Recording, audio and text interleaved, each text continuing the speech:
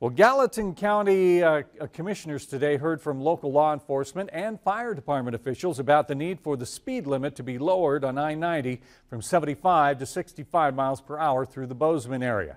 MTM's Morgan Davies has been following the story from the very beginning, and she has the latest from tonight's meeting. The Bozeman Fire Department has been working on lowering the speed limit on the interstate dating back to the fall. After seeing emergency vehicles hit on the interstate, the fire department decided it was time to take action. And it's been an issue for us for quite some time, and it's just percolated to a level that we felt like it was time to go before our elected bodies in the city and county and ask for their support. Bozeman City Commissioners heard the first responders' arguments for public safety and have already drafted a letter to the Department of Transportation asking for a temporary drop in the speed limit. 2014, we responded to 32 incidents on I-90.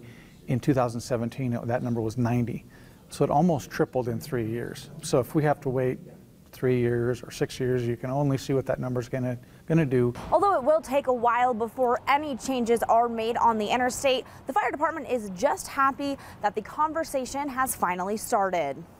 If the speed limit is reduced, we reduce the number of incidents that occur, possibly saving lives, and that's what we're in the business of doing. There's no guarantee that MDT will grant a temporary speed limit reduction. However, they do realize that there is safety issues for first responders. It can be very dangerous when you're out on a highway where vehicles are traveling at any rate of speed, and especially when you're in an emergency situation. Their safety is number one in our mission out there. The county commissioners will make their final decision to write a letter to MDT after it's approved by the county attorney. In Bozeman, Morgan Davies, MTN News.